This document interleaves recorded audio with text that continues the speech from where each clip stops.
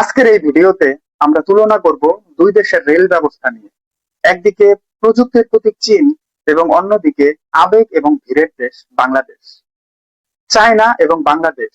Train মানে এখানে শুধু যানবাহন নয়, বরং দুই দেশের মানুষের জীবন এবং জীবিকার একটি প্রতীক।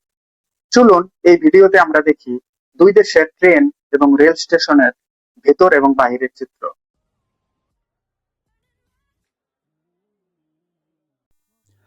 চীনের রেল স্টেশনগুলো দেখলেই বোঝা যায় পরিকল্পনার ছাপ। বিশাল আয়তন, ঘড়ির কাঁটার মতো চলা এসকেলেটর আর কঠোর শৃঙ্খলা। এখানে সবকিছু ডিজিটাল, টিকিট থেকে শুরু করে সিটের তথ্য পর্যন্ত মুহূর্তের মধ্যে মোবাইলে চলে আসে।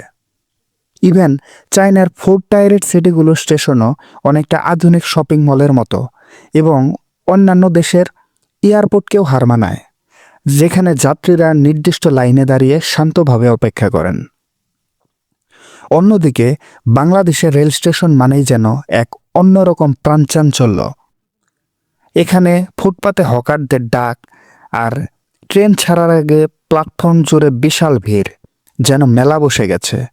পরিষ্কার পরিচ্ছন্নতা এবং শৃঙ্খলার দিক থেকে চীন বাংলাদেশের থেকে অনেক অনেক এগিয়ে থাকলেও বাংলাদেশের স্টেশনগুলোতে যে আবেগ আর আন্তরিকতা ছড়িয়ে আছে সেটা অন্যান্য জায়গায় পাওয়া দুষ্কর। চীনের গর্ব হচ্ছে তাদের বুলেট ট্রেন। ঘন্টায় ৩৫০ কিলোমিটার বেগে ছুটে চলা এই ট্রেনগুলোর ভেতর আপনি পাবেন নীরবতা, এয়ার কন্ডিশন এবং বিমানের মতো আরামদায়ক আসন। বাংলাদেশের ট্রেনের গল্প কিন্তু সম্পূর্ণ ভিন্ন। এমনকি অনেক সময় দেখা যায় ট্রেনের ভেতর জায়গা না পেয়ে যাত্রীরা ছাদে চড়ে বসেন। বাংলাদেশের ট্রেনে অভিজ্ঞতা বলতে গেলে সময়ের সাথে লড়াই, ভিড়ের সাথে লড়াই আর জানালার বাইরে দেখা সবুজ প্রকৃতির এক অনন্য মিশেল। চীনের ট্রেন সময়ের খুবই মূল্য দেয়। বুলেট ট্রেনগুলো প্রায় সব সময় নির্ধারিত সময়ের 1 মিনিটের মধ্যে স্টেশন ছাড়ে এবং পৌঁছায়। এই শৃঙ্খলা সম্ভব হয়েছে উন্নত সিগন্যালিং সিস্টেম এবং সম্পূর্ণ রুট এন্ট্রি এক্সিট কন্ট্রোলের মাধ্যমে। বাংলাদেশের ট্রেনের সময়ানুবর্তিতা নিয়ে কথা বলতে গেলে সবার আগে বলতে হয় অনিয়মিত সিগন্যাল, লেভেল ক্রসিংয়ের জটিলতা আর পুরনো লাইনের কারণে এখানকার ট্রেন নির্দিষ্ট সময়ের চেয়ে ঘন্টার পর ঘন্টা দেরিতে পৌঁছানো খুবই স্বাভাবিক। ধীরগতি বাংলাদেশের ট্রেনের নিত্যসঙ্গী। চীনে ট্রেন যাত্রা শুরু হয় ডিজিটাল প্রক্রিয়ায়। বিভিন্ন অ্যাপের মাধ্যমে মুহূর্তে টিকিট কাটা যায়। এমনকি অনেক স্টেশনে এখন আর পেপার টিকিটও লাগে না, শুধু পাসপোর্ট আর আইডি কার্ড আর ফেসিয়াল স্ক্যান দিয়েই প্রবেশ করা যায়।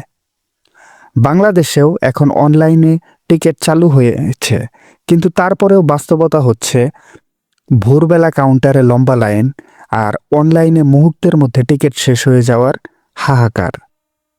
টিকিট পেতে হলে অনেক সময় রেস করে যেতে হয়, যা এখনও বাংলাদেশের যাত্রীদের জন্য বিশাল চ্যালেঞ্জ।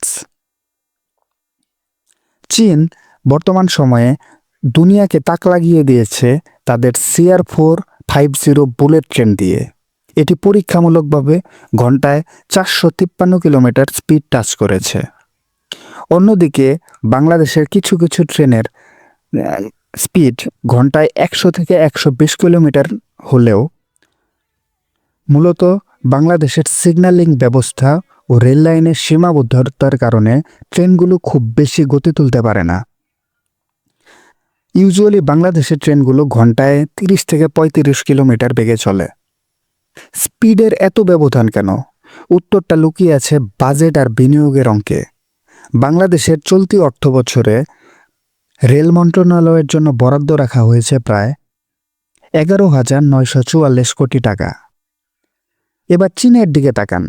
চীন তাদের রেল ব্যবস্থায় যে পরিমাণ বিনিয়োগ করে তা কল্পনার বাইরে।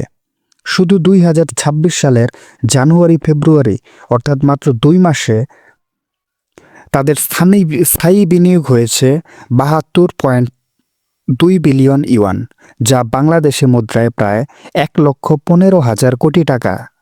অর্থাৎ চীন মাত্র 2 মাসে যে টাকা রেল খাতে বিনিয়োগ করে, বাংলাদেশ পুরো বছরেও সেই অঙ্কের কাছাকাছি পৌঁছাতে পারে না।